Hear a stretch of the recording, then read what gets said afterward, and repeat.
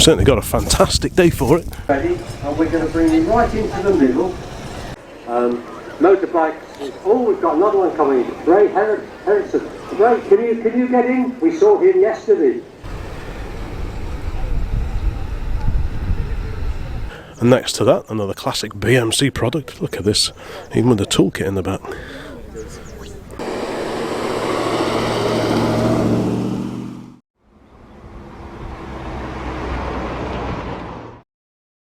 Well, welcome to Old Classic Car Channel. Today we're in the grounds of Weston Park here in sunny Shropshire. It's the bank holiday weekend, a long weekend. We've had a good weekend so far. Yesterday we went over to Oulton Park and managed to have a ride in an Aston Martin DBR2 replica. The Sporting Bears were organising dream rides for people. It's like a charity day event over at Oulton Park, and we managed to get a ride in the DBR2. That was just fantastic. It was a replica, but it was a very close replica, and it was a gorgeous thing. And what do we have here? This is a TR250. This was the American market equivalent of our TR5. Our TR5 had the Lucas PI fuel injection. The TR250 had carburetors. I think, to be honest, that's probably the version I'd actually want. That's a very nice car indeed. So this is probably an import that's been converted to right-hand drive, and it's got the Surrey roof, i.e. lift out metal rear panel, so you can take that off and you've got a convertible, and it keeps the fixed rear window. So that's a very nice little car. I'm going to have a look at this fantastic little Bedford breakdown truck. Now, I saw this at the NEC last year, I think. But it's a beautiful little recovery truck. Part of quite a big collection of vehicles in similar liveries. Vans and trucks and so on. And this, I'm assuming, is like an O series. If it's post-war, it'd be the O series. I think pre-war, whether the K series. Whatever it is. That's a glorious little truck. Alongside that, we've got a bay window VW, a Series 3 Land Rover. Perkins diesel power.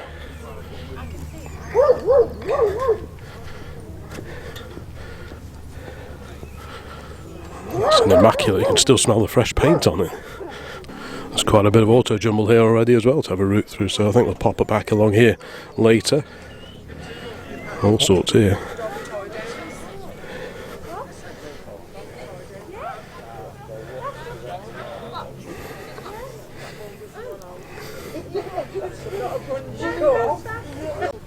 You always get quite a few lorries here as well as cars. This is a Guy Big J. I've not seen this one before. Maybe it'll appear on the Cheshire Run, which takes place next weekend. So we'll be making sure we're going to get over to that one. It's lovely, that is. Next to that, we've got a milk float. Does anyone watching this still get milk deliveries on an electric float like this? I remember these when I was a kid. You could always hear them rattling down the road in the morning.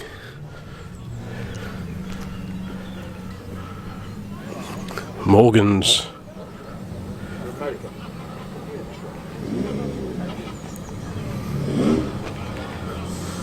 Seems to be a trio of Morgans.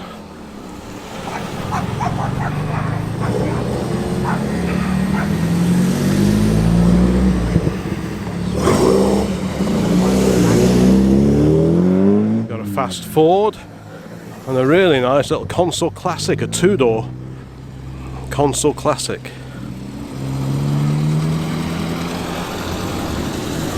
TVR Chimera.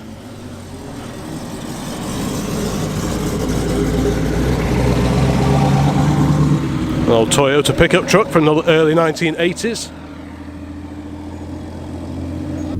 We've certainly got a fantastic day for it. Over here we've got some ex-military Land Rovers. Looks like they're camped out for the weekend.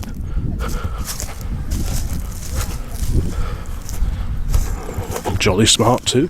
That was 1967, so that'll be a Series 2A. Down here, here's a real rarity, a Renault Fuego, 1985.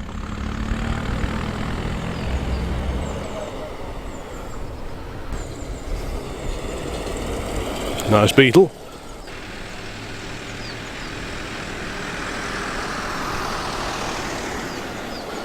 Not so sure about that.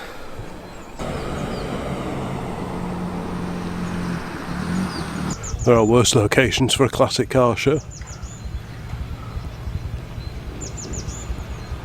Well, some of the classic cars are already parked up. We've got a 911T here, 2.4 litre right-hand drive. A wonderful Mercedes. I do like these a lot, the stacked headlamp cars. I'm not sure which engine this one is, but obviously been a bit of a project.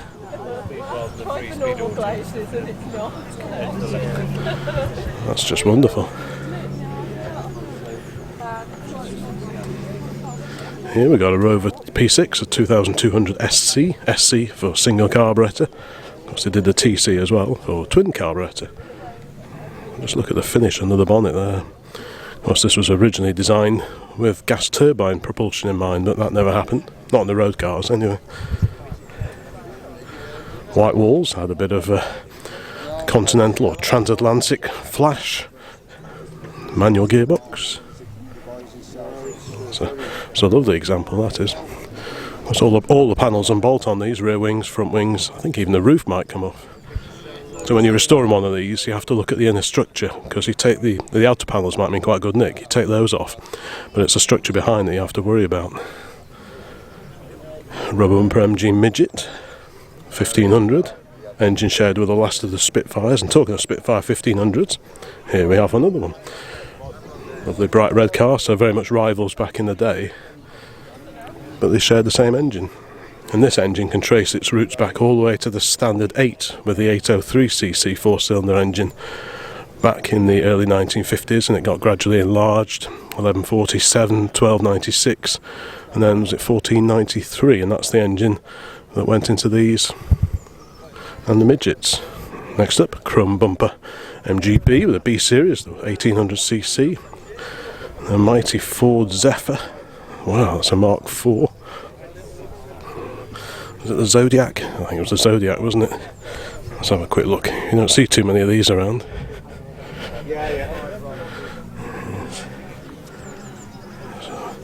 A massive vehicle. Obviously the Mark III that came before had the fins and so on, and then it was all sort of reined in a bit for when the Mark IV came along. A Lancia Fulvia Zagato. An exotic car.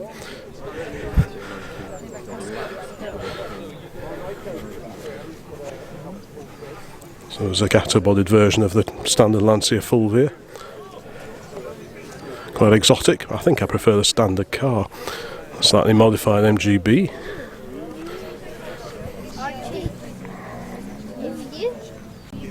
More MGB goodness. We've got a Spridget, a round wheel arch MG Midget. Scimitar SE5A. The SE6 that came along later was a bit fatter, a bit wider, a bit more of a cruiser. Well, these were still a little bit on the sporty side. A 3-litre Ford V6. Beetle, of course. A Lotus Elan Plus 2. Very pretty little car these are. These Mark 1 MX-5s are becoming a popular sight at classic car shows.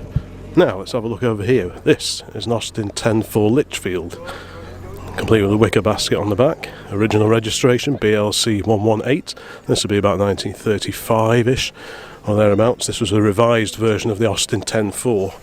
The 10-4, the 32 to 34 10-4 had the chrome rad. Some were narrow body saloons and some were wider body. You can tell that by the rear wings and the body on the back. And then they updated it all and they gave it a bit of a ruby style front with a painted radiator surround. And they came up with this, the Litchfield, and that carried on for, I don't know, 2 or 3 years, something like that.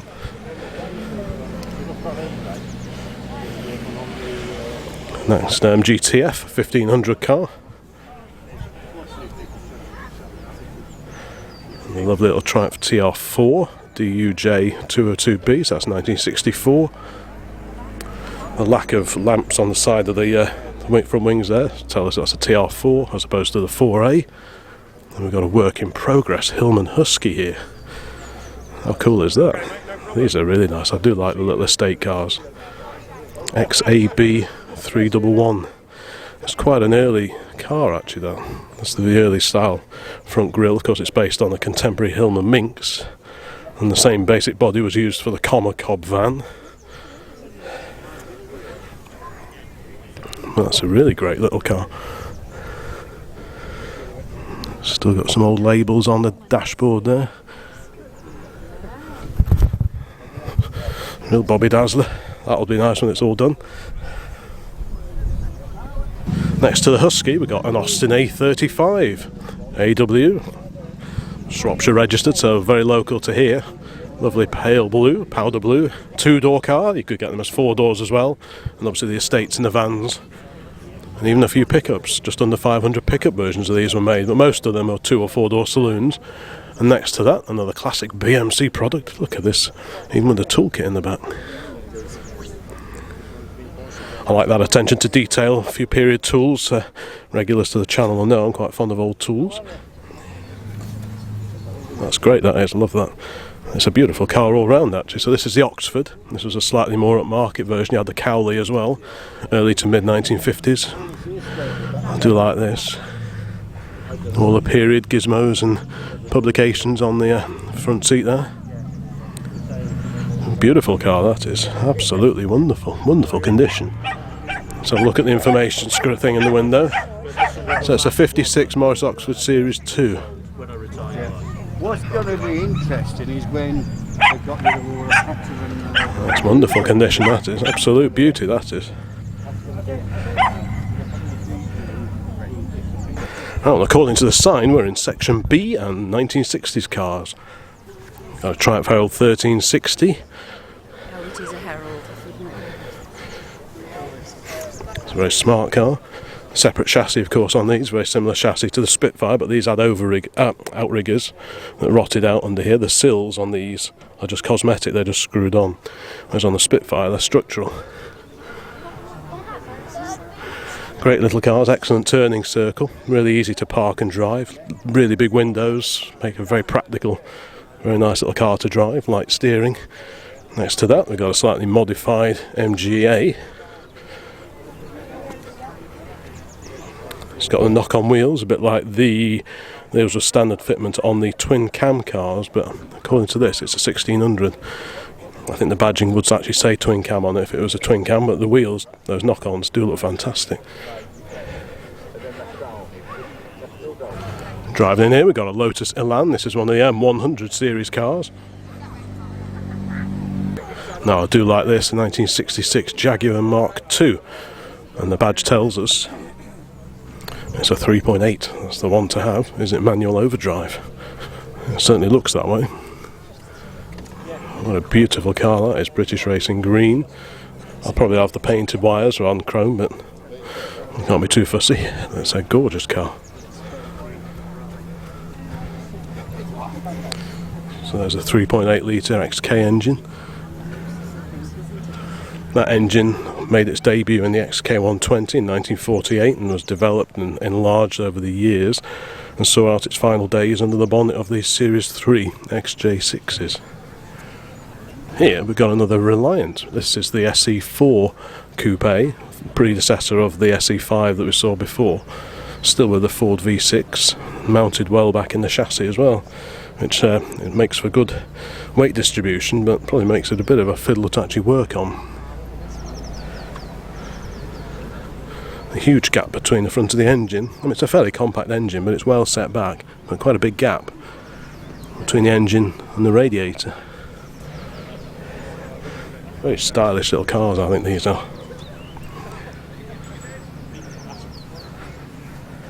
I think the only thing that really held them back was people's associations with the name, but they're a lovely little car, I think.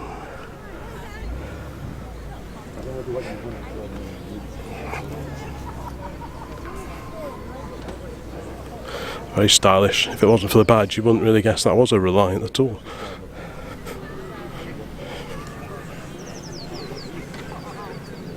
Someone's been busy with their VW. And here, oh, this is a really smart little Anglia 105E. Lowered, I'm assuming there's something different going on with the engine under that shiny bonnet. F-Reg, so that's what, 68. That's a beautiful little car. Later seats inside. Lots of extra dials. That looks a lot of fun. Another example of the Consul Classic two-door saloon, complete with a 63 tax disc in the window. Really quite rare. And this is the Consul Capri. What a stunning car that is. Sometimes we see a Hooper modified one of these at local shows. I'm not sure if this is. The back lights are the giveaway, but this is a wonderfully restored car. How stylish is that?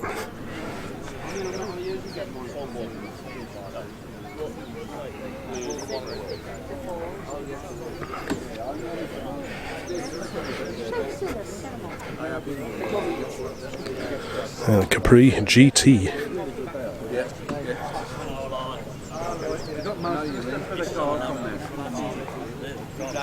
Such a rare survivor now, especially in this condition.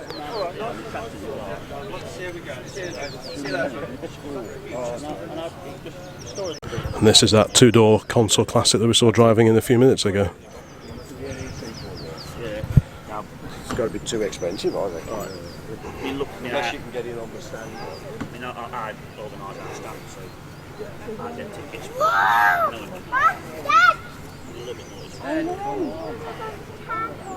Got more classic Fords here now, a Mark II Cortina Lotus. These were built by Ford. The Mark Is were built by Lotus, I believe, the Lotus Cortina Mark I. And then when these came along, this was the Cortina Lotus. Like any fast Ford, very desirable now. We've got a Capri GL. This is a Mark II Capri. You can tell that because it's got the opening rear hatchback. The Mark I Capris didn't have that for some reason. You'd have thought it was a logical thing to do with a car of that shape, but BL did it with the Austin Princess. That just had a boot lid until the Ambassador came along, and Ford did the same with the Capri. It was only when the Capri 2 came along that you had the opening hatch.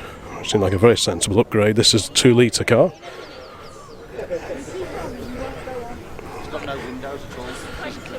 The car you always promise yourself, they said in the original advertising for the Mark Is back in the day.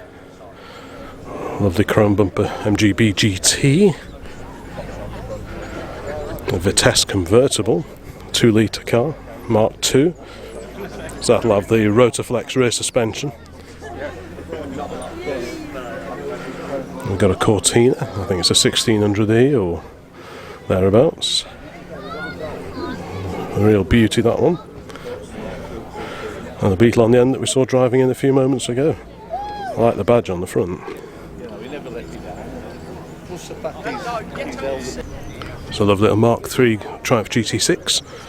It's on the optional 5.5J steel wheels. Those were used on single-seaters in the 70s and 80s. I can't remember which ones, Formula Ford or something like that.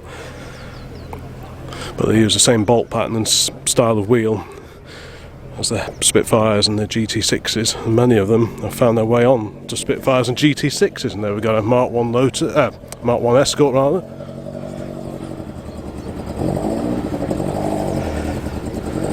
He's parking up alongside this lovely MGB of the early 1970s.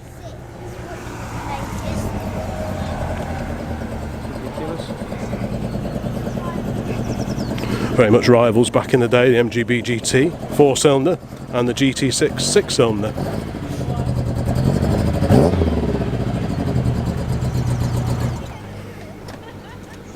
.8 Capri. Tucked away over here we've got American Corner, we've got a Chevy El Camino pickup with the 350 V8.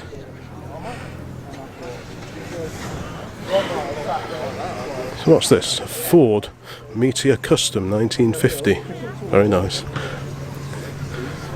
I think this is what they used to call the shoebox Fords. I might be wrong. Please let me know in the comments if I am, but I'm pretty sure. Now the Meteor, is that the... I know some of the Canadian market cars were slightly different to the Americans, but I'm not quite sure. Let's have a look at that front number plate again, or license tag as I should refer to it really. Very nice.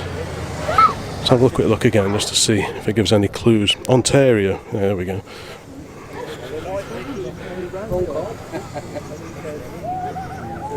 It's a Canadian car. Yeah, there we go. It is Canadian, so I was right. Wow, what's this? I'm not quite sure what it is, but it's got a Jensen engine. Or more likely a Chrysler engine with Jensen cam covers on it.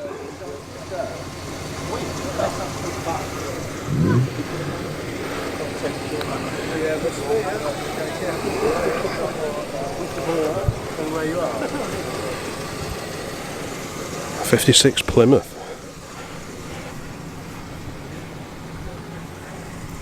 This is nice. Is it a Pontiac? Yeah, it's a Pontiac F-Reg, so about 1968. Slightly more modern corner, Z3s. I used to have a 2.8 just like this. I should have kept it, shouldn't I? Just have a quick scoot along here. Got an E36 coupe, Escort Cabriolet, two-door Mark II Ford Escort N-Reg, and a Volkswagen Corrado. There you go, there's a Renault there, if you want a cheap convertible for this weather. Probably quite a rare car now, actually. A nice mini city. You don't see too many unmodified minis, so that's quite nice to see. E-Reg, what's that, 87ish, something like that. Don't know what that is. Audi something. Mondeo. Sierra Sapphire.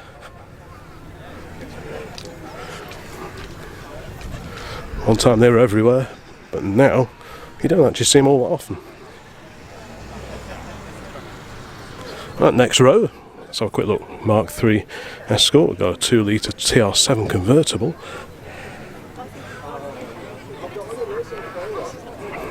Again, fantastic car for a day like this. Quite a neat old VW Campus, 1985. Bedford CF2 panel van. That's neat, isn't it? Bit of information there. The van is a Bedford CF230. Oh, it's not a CF2. Oh, there we go. There's all the information if you want to have a read. Very nice too. There's a 2.8 Capri. I think that's probably the one we saw pulling in before. Another Capri there. Y-Reg. Put the old style plates on. Capri 280. That was the last of the line 2.8 Capris. Is that the Brooklands? Something like that. Mark II Escort, very smart indeed. A couple of Webers lurking under here.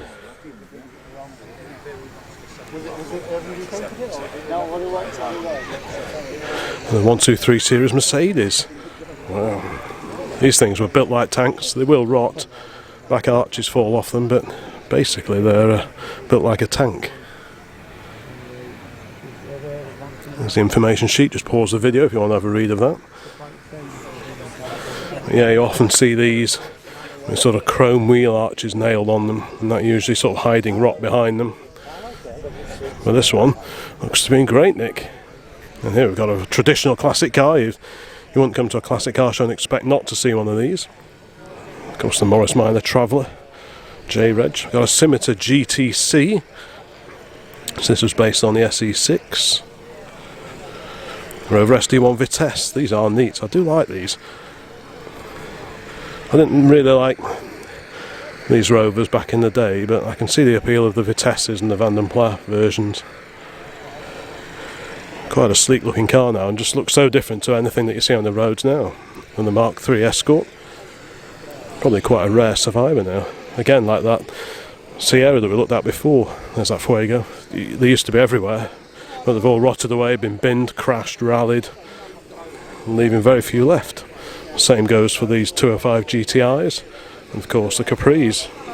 Good ones now, are very prized vehicles indeed. And that looks like a really nice one. Have a quick look round the back. 2.8 injection.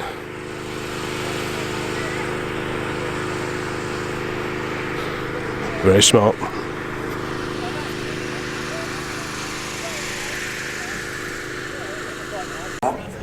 Another Capri, XR 4x4 Sierra.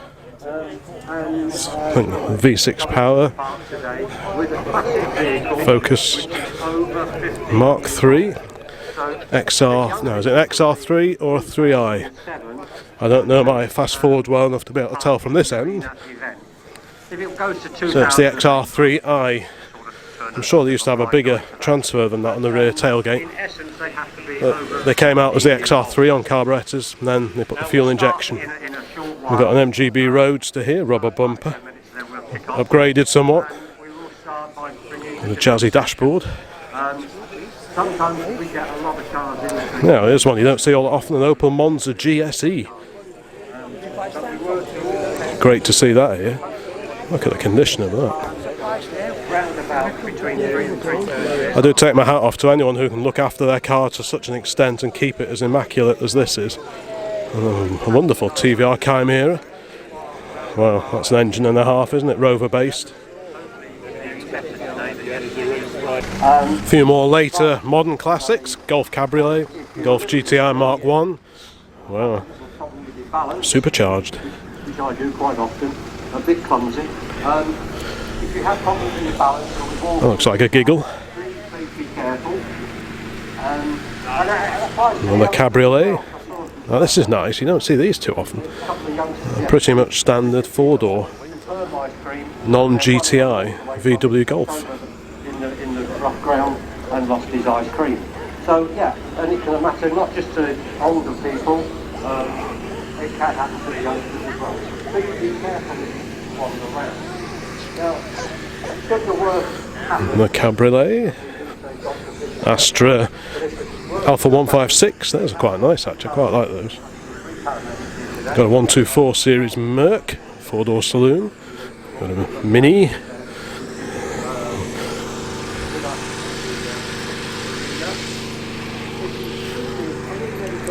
These Mercs are nice, I do like these. I've had 4 or 5 estate versions of these. This is a W124, this is a 260. And these are probably the last of the properly built Mercs before the accountant started weighing in with their pearls of wisdom and cheapened it all. Alpha, very nice. Quite a sleek looking car these are. They hid the rear door handle in the back quarter there. So there, that's where the door handle is, so it keeps the side unadorned by unnecessary handles on the side, so it gives it a bit of a coupe look. transit vans and things like that, escort vans, forest minor vans, pickup trucks, little pickups, mini pickups, anything that is commercial or 4x4, so hopefully we can get some Land Rovers in and some Range Rovers in, and with exotic paint. Future Classic, an Ermshire modified Vectra, Cavalier CD, the Ford P100 pickup. That's the first versions were sort of based on the Cortina Mark 5, and then they did the Sierra version, which this is. K-Reg, so what's that, early 90s. Somewhat slammed Rover, and that 900 Turbo, that's just a bit more my cup of tea. So because of that, I'll have a closer look at it. Yeah, 1993 Saab 900S, Aero LPT, converted by Abbott Racing. Now the LPT was a low pressure turbo. They did a higher pressure turbo, so even though this is 16 valve, power wise I think it was sort of comparable to the older 8 valve 900 turbos.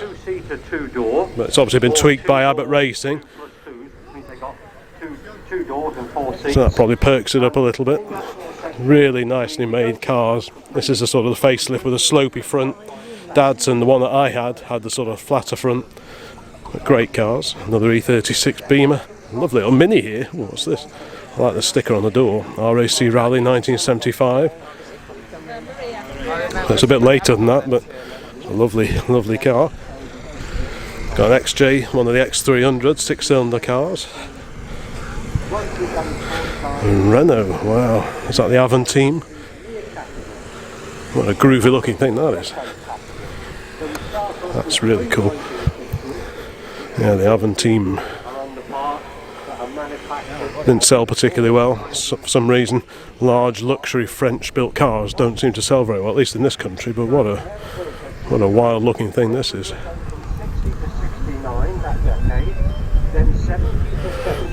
Yeah, even though it's quite modern for me, I do like that. I'm really glad that a few of these have gone into preservation, because we won't see cars like that again. That's great. It's just a pillarless coupe. I mean,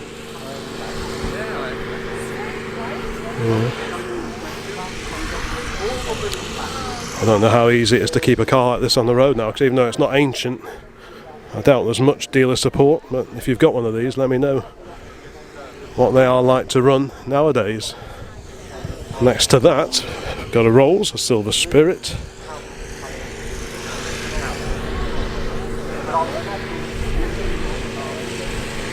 A very orange Ford. Clio. Nice Celica. That reminds me, later in the year we've got the Historic Rally Festival, which takes part in these grounds on this road over there. If you look at the videos I uploaded last year, we came to the Historic Rally Festival. I think it was the first time they ran it. There were lots of really nice old rally cars taking part, and there were cars like this in there. So if you like your old rally cars, check out the Historic Rally Festival at Weston Park later on this year. Got a very modified Nissan Bluebird, Corsair, little 205 Junior. Focuses, meant to be good cars by all accounts, and a couple of Fords and a Seat. About 12. And the mighty milk float is on the move. He's coming in already, and we're going to bring him right into the middle, if you like, a private place, and like a Got a Comma Q4. or whatever. Oh, we've got a Bedford coming in. The alarm on the Avantime is demonstrating itself, but coming in, let's have a better look at that Comma. I will sprint across in my usual athletic way. So come on, let's have you in the relay. All about you people taking part. Big petrol engine, of course. That's fantastic. Ex-military, probably very low mileage. 6-cylinder.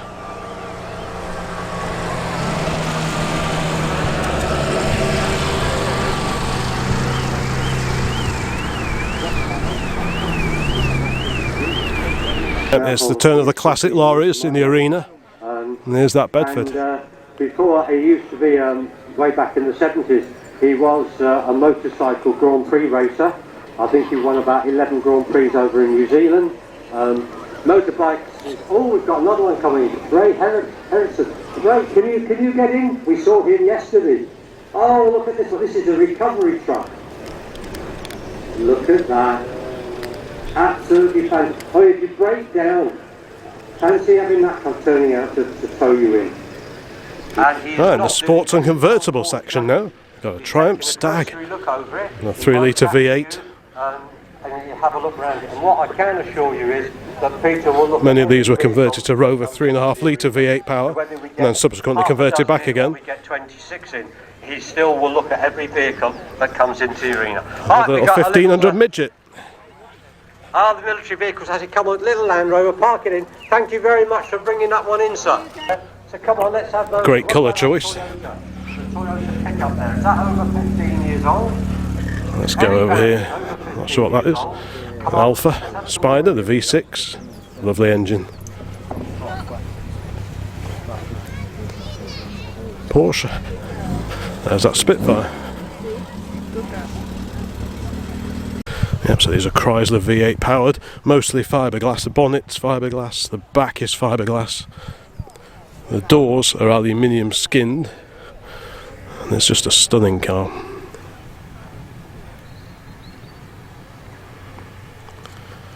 They did, I think, 3 versions of these, same basic shape,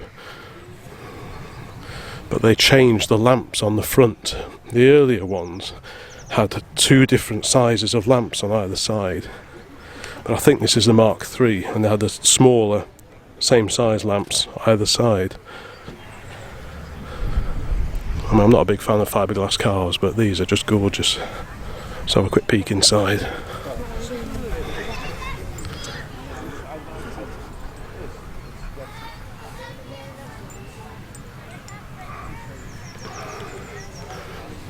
That is lovely.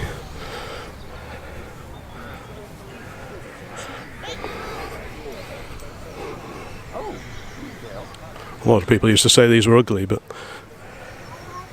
I think it's just distinctive and very, very nice indeed. Next to the Jensen, we've got a 126 Series S-Class, got a Scorpion three-wheeler, another Triumph Stag, MX-5 Mark II, P38 Range Rover. Wow, no, look at that, Rolls-Royce. That was absolutely unbelievable because he's got a towing of a vehicle behind him on a trailer.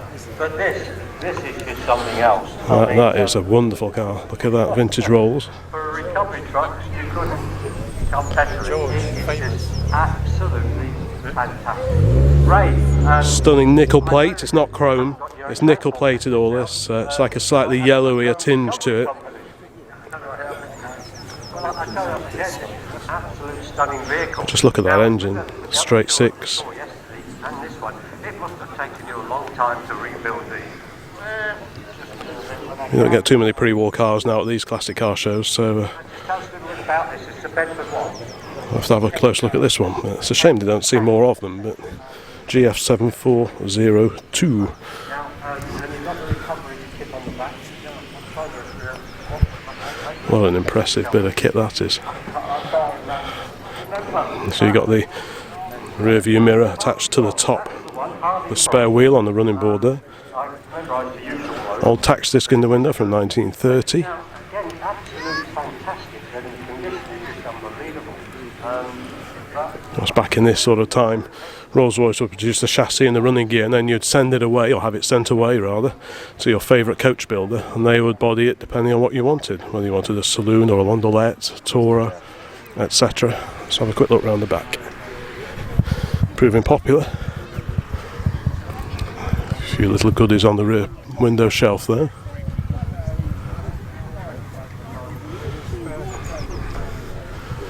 That's not lovely.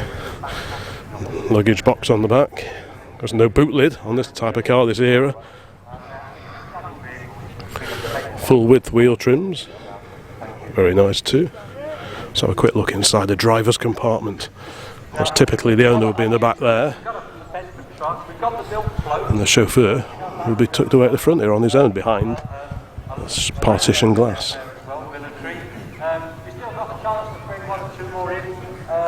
Now there is an information sheet on the other window. Let's go and see if I can get a look at it.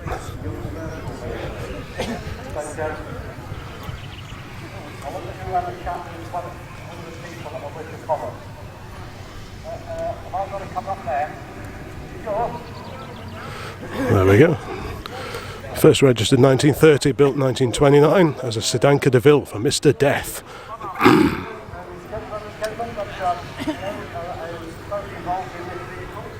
That's certainly quite a name. Tucked away over here we've got the Rover Sports Register. There's a bit of everything here Rover related. Another P6, a TC, twin carburettor, Rover 110, P4, 1964, real nice quality car, another one next to it, so that's a Rover 110, it's a 6-cylinder car, a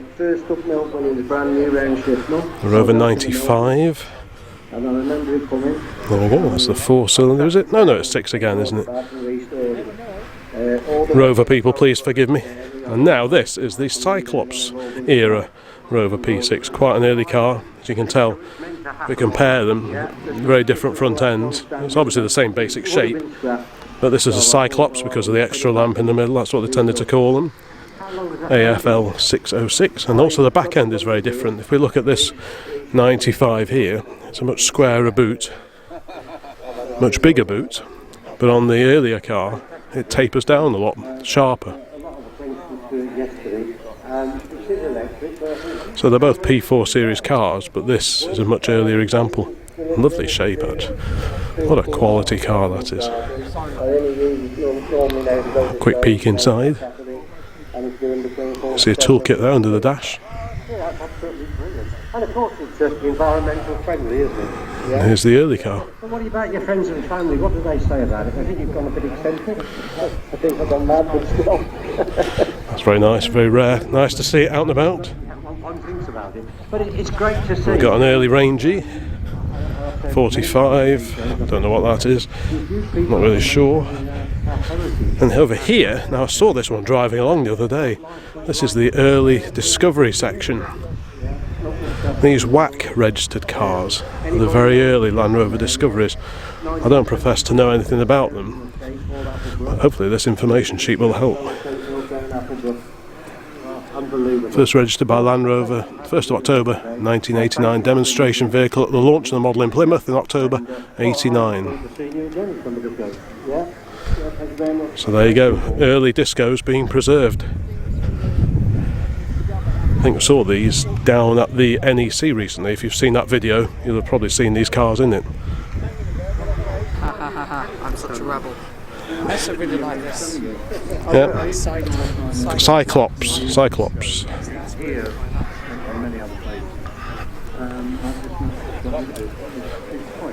Bit of everything on the Rover Sports register stand. In the back of it, you use it as a work vehicle. £295 road tax. Jaguar Enthusiast Club here, mostly fairly modern, so we'll skip over most of them, but at the end we've got a Daimler version of the XJ40. You would mind the moderns? I don't do moderns. That doesn't sound like you. Nice load of badges here, look at that. Festival of Britain 1951. I know that you love your Nissans. That badge would look nice on the Anglia. You love your Nissans, don't you? Zs, No. Skylines. Yeah. You like them, don't you? You're in the way. You're in the way. Hi. I'm trying to admire this. No. Yes. Car traction good. No. And in the furthest reaches of the parkland here at Weston Park, we've got a row of, I don't know, modern classics. I'm not sure what you call it. I think it's a club stand, isn't it? Yeah. Or is it? It's the All Sorts Club. I don't know what. So we've got a Rover 75, Honda, I don't know, Legend, possibly. Little Ford, Mark II Fiesta. Getting thin on the ground now. Those Escorts, I'm never really sure about those. I had one of those, 306 Cabriolet. What's wrong with the Nice little Rover. It's okay. Focus. Ah, there we go. Cavalier convertible. That's a rare old bird now. A few goodies for sale here. Anything useful? Nothing Anglia shaped. And an XR2 Mark II. And there we go. Should have read the sign, shouldn't I? Modern Classics.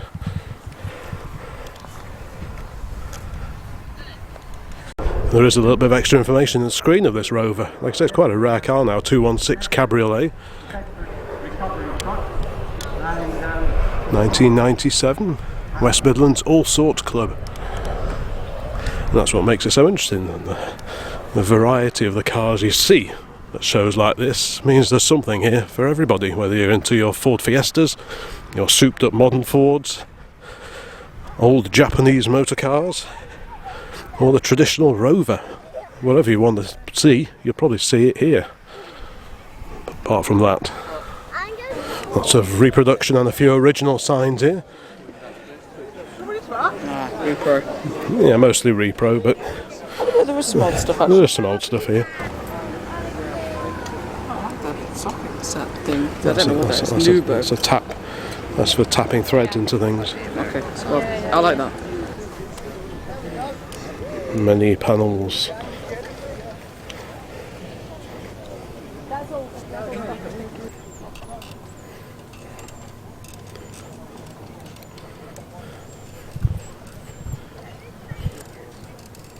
Look at that foot pump.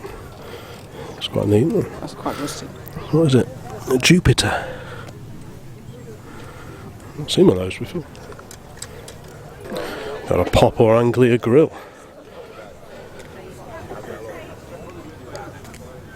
It's a sign.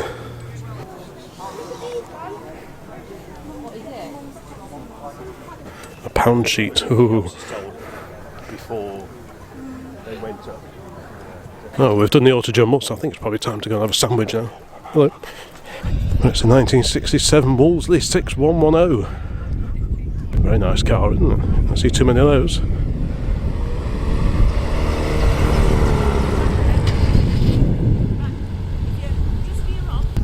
The next challenge is to see if we can remember where we actually parked. Just next to us, almost in the car park, is this great little Anglia. LTT, it's a Devon reg. Cosmic alley wheels. That looks like fun. Racy bucket seats and steering wheel. Very much like a 1970s sort of accessory. Extra gauges. All sorts of goodies in there.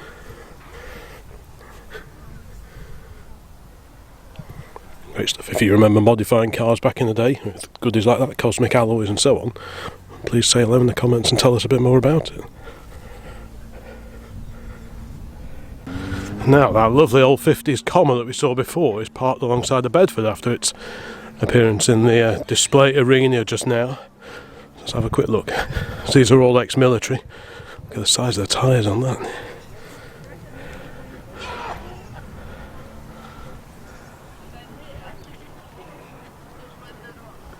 So this was the militarised version of the Comma Superpoise, which my old truck is the civilian version of Superpoise, and this is the militarised Q4.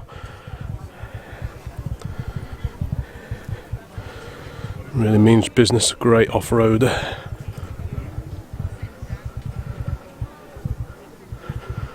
There's about 5 miles to the gallon. Big 6-cylinder petrol engine under there. Very smooth, but it does like its petrol. Probably never use it, but like you say, a bit of glamour.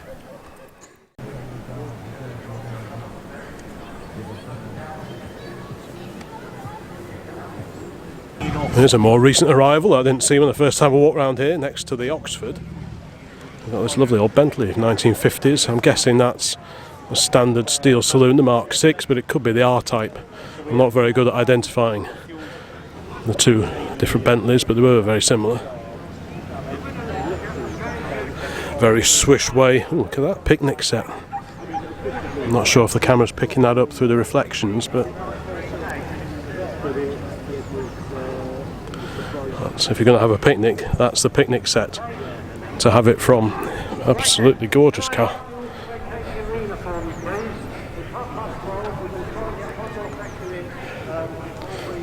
MX-07, original registration made up of separate lights, separate digits rather.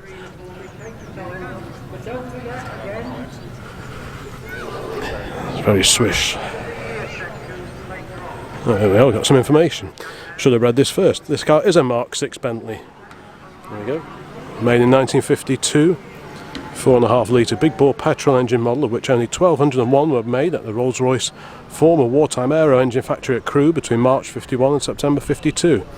This is when production ceased in favour of the later Bentley R-Type and Rolls-Royce Silver Cloud S-Series. Right, there we go. So it is a Mark 6. Again, if you want to have a read of the information, you can just pause the video here.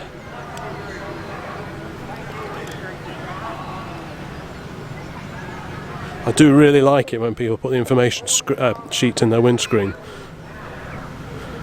That's great. So if you're watching this and you take cars to classic car shows, please think about putting an information board or just a piece of paper in the window with a bit of a history of the car on it, because it just makes a huge difference to us show visitors as we walk around, because you can walk past a whole line of cars, but if one or two of them have got information in the window, it just makes it that much more interesting, because you can find out a bit more about the car that's there.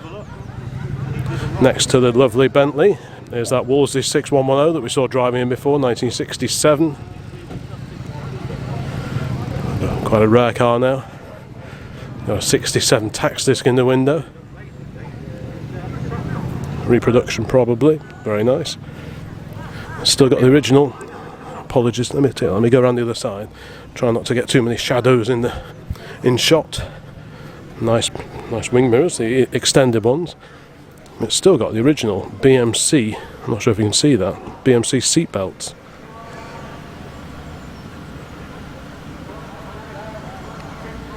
I hope that shows, but they're quite rare now, quite hard to find. Yeah, it's really nice. We got any Farina fans watching this video today? Fulvia Zagato's on its way into the display arena.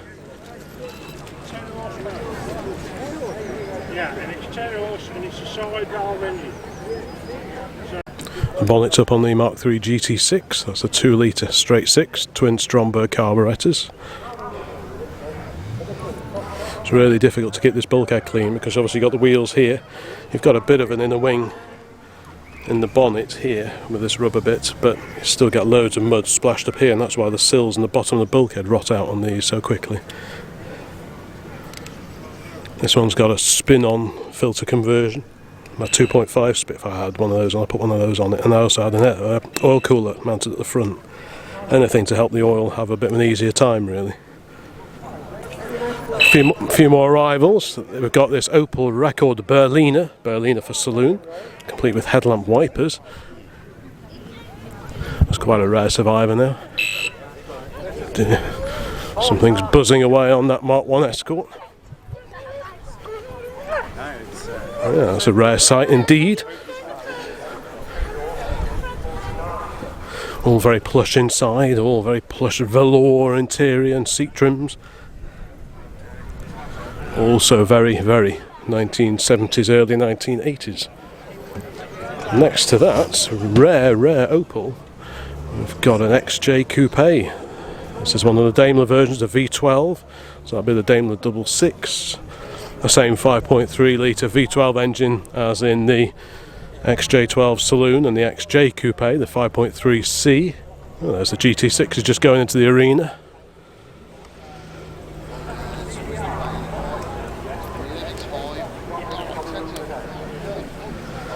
Anyway, back to the Daimler. 2-door pillarless coupe. They had loads of trouble making these rear side windows seal. It's pillarless, so you put both windows down.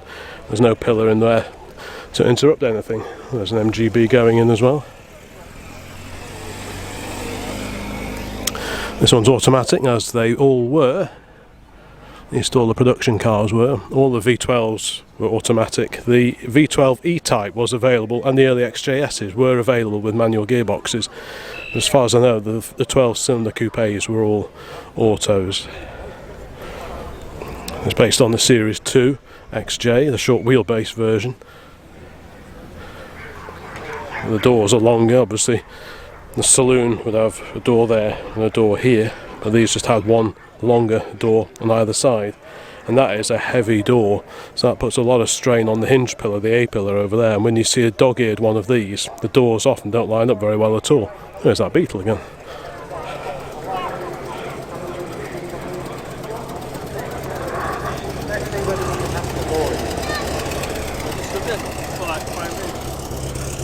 No, this is a lovely example. This is vinyl roof. I think they all had vinyl roofs back in the day. A few people, when restoring them now, have opted to go body colour on the roof, and I think they do look fantastic. It just looks really sleek when that body colour continues up there and across the roof. They really do look nice.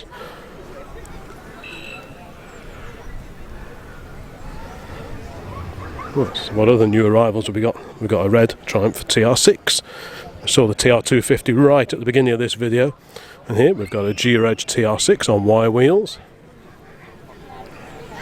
Very nice too on a day like this. We've got a Gap, and then we have a Rolls-Royce Shadow 1, I think, unless it's the Wraith, the Everflex roof.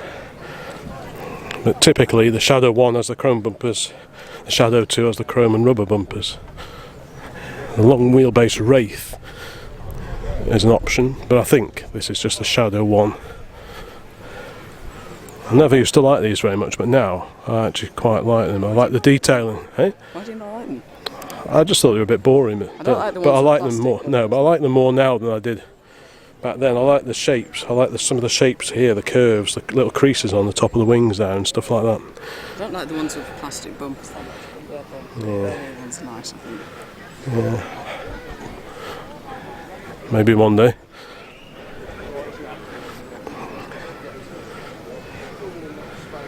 Next to the mighty Rolls-Royce, or 6.75 litres of it, we have another 1500cc Spitfire. And as is always the case with a yellow car, the insects are very, very keen on them. Oh, here comes Mum bearing gifts. The MGB Roadster's going home. A couple more arrivals. Got a Cobra replica. And a Herald 1360 convertible on chrome wires, blimey. So these are the 1300cc engine, 1296.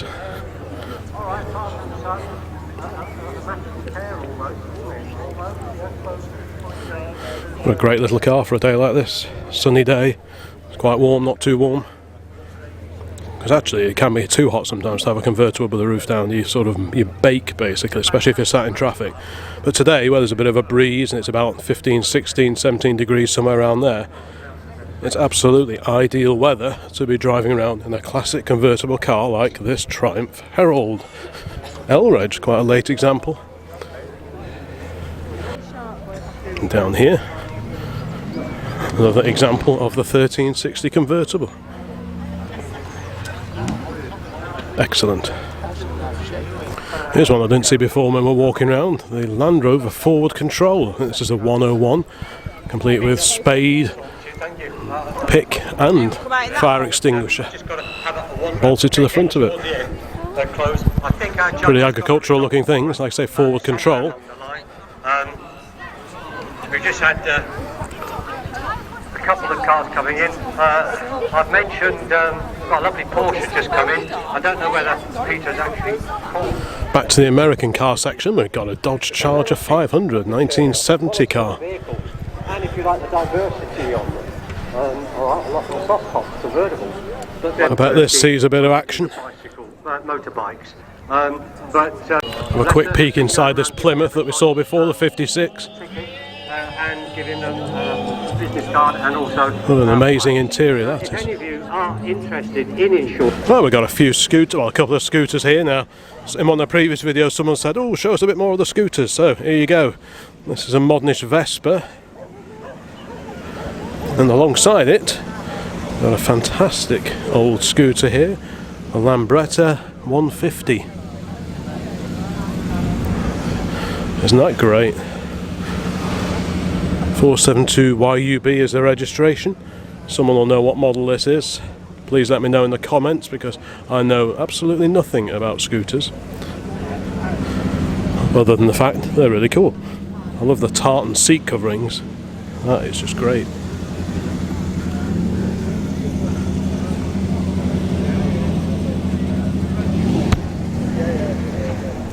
There's a rider's eye view.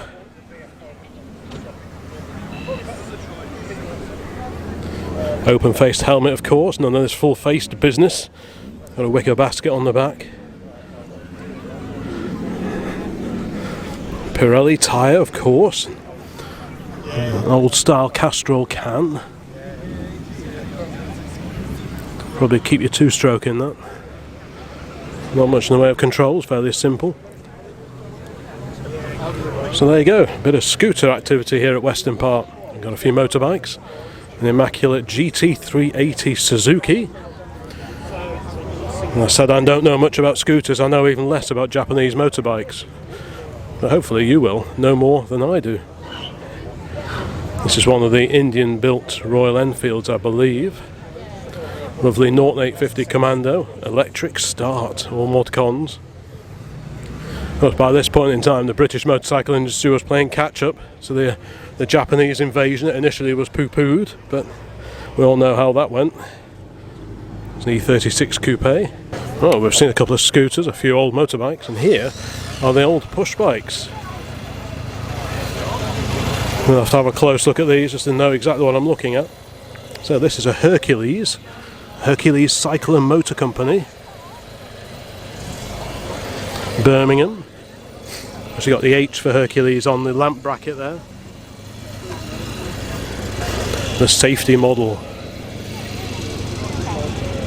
It's great that the original transfers are still on there, and the old pinstriping is mainly there.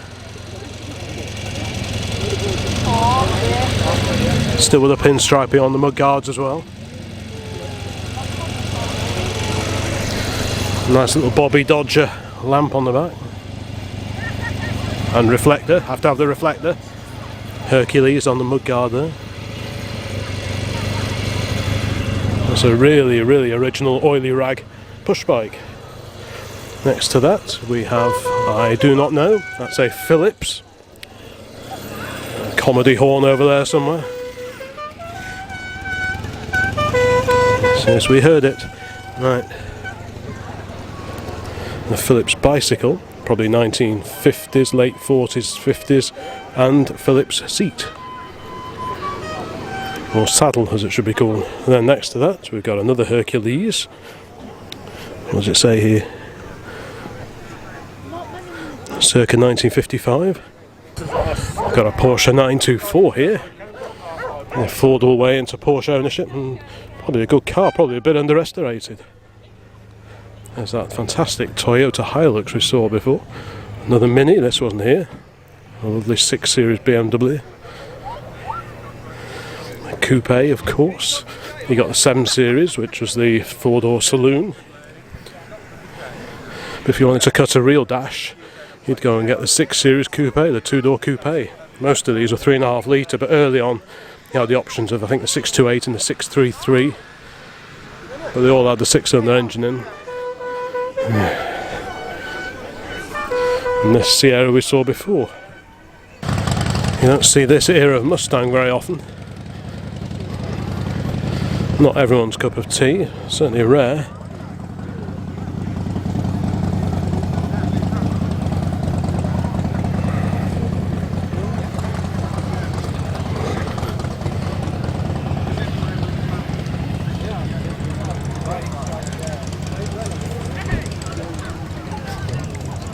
Not sure if I've ever seen one of these before.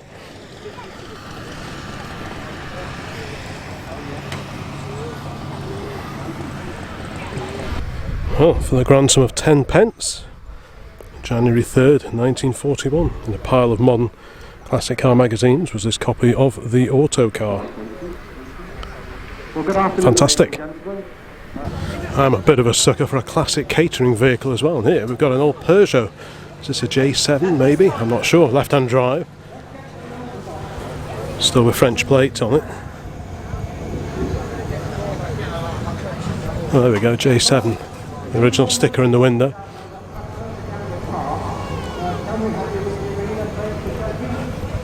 Often you see Citroen H vans that have been made into catering vehicles. So it's nice to see this old Peugeot. Here's one I didn't see before either. A proper Carman converted VW Beetle convertible. Cabriolet rather. And it stands out on a day like this. You can always tell a proper convertible because they have the proper framed door glasses and squared off quarter lights at the top. That's always a sign of a genuine one.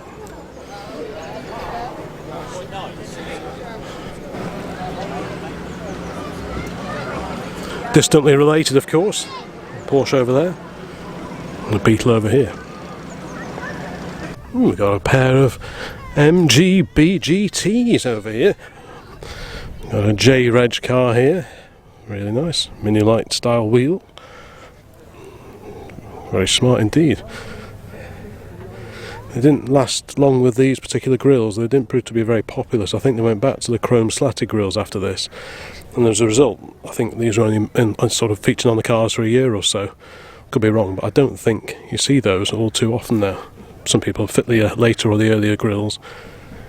It's nice to see one that's been left on. And here is an MGB GT V8. So it's got the Rover 3.5 litre engine hidden away under its bonnet. That's pretty much the replacement for the 6-cylinder MGC, which didn't really sell in great numbers. And they had the ex-Buick Rover V8 engine available to them, so they shoehorned it under the bonnet of here, as did Costello, independent of British Leyland. And it's interesting, you can see how the moulding on the bonnet lines up with the badge in the centre of the grille. And when they changed the grille and they changed the badging, they didn't change the bonnet. So if you look here, they've still got the moulding on the bonnet, but it doesn't actually line up really with anything. That's probably one of the reasons they weren't all that popular back in the early 1970s. It just didn't really fit in with the rest of the car that well. But it's quite rare to see one now, so that's a good thing.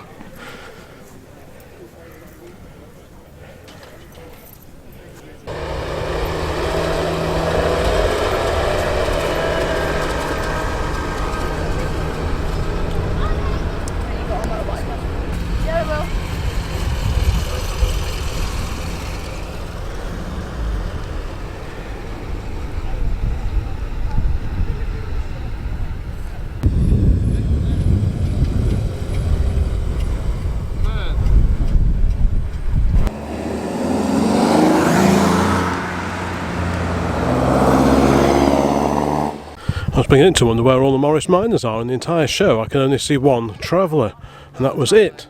I know there's one Traveller, wasn't there? At least in the car park here we've got a two-door Moggy 1000 VSK 119. It's about 1960 or thereabouts. Still got the clap hand wipers, which is sort of harking back to when they had a split windscreen. Of course these are a one-piece screen by this point in time. And looking at those wheels, I think those are Morris Minor van wheels, because they're slightly wider section than the traditional Moggy 1000 saloon wheels that it would have had on when it was new. Well, they do look the part, and they're quite hard to find now. So it looks like a very usable runaround, brush painted. That will help protect it. And this is what they call, Moggy nerds will know this, this is a long body moulding two-door Morris Minor. The early ones, this moulding that runs below the screen at the base of the roof. Some of the cars stop here at the bottom of the gutter. Other ones continue just a short way and go around there for like about 1.5 inches. And these are called the long body moulding cars. I'm not quite sure what the purpose of this was or what that signifies, but some of the cars had that extra bit and some didn't. Anyway, that's just a bit of Moggy nerding, but no, nice little car.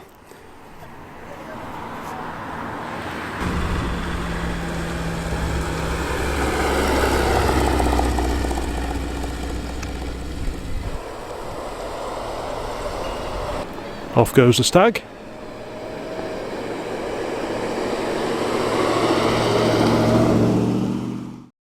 Right, well, I think we've had a good look around everything that's here at the second of this two-day Weston Park Classic Car Show, April 2022. Like I say, it's been the bank holiday weekend, the Easter bank holiday. And I was speaking to a trader before, and he said it was actually a fair bit busier yesterday. You can never quite predict these things.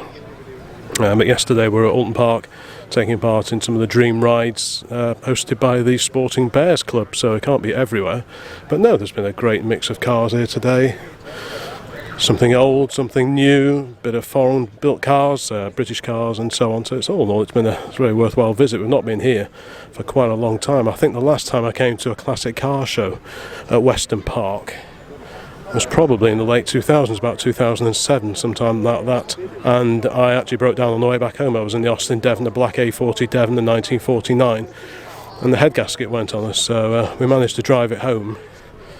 But it wasn't the easiest of journeys because it was only running about 2 or 3 cylinders, so it wasn't particularly quick. I mean, it wasn't quick when all 4 were working, but it was even slower. But it did get us home, and didn't take long to fix it up and get it back on the road. So that's my abiding memory of the Weston Park Classic Car Show. And this has been a very pleasant day out for all of us.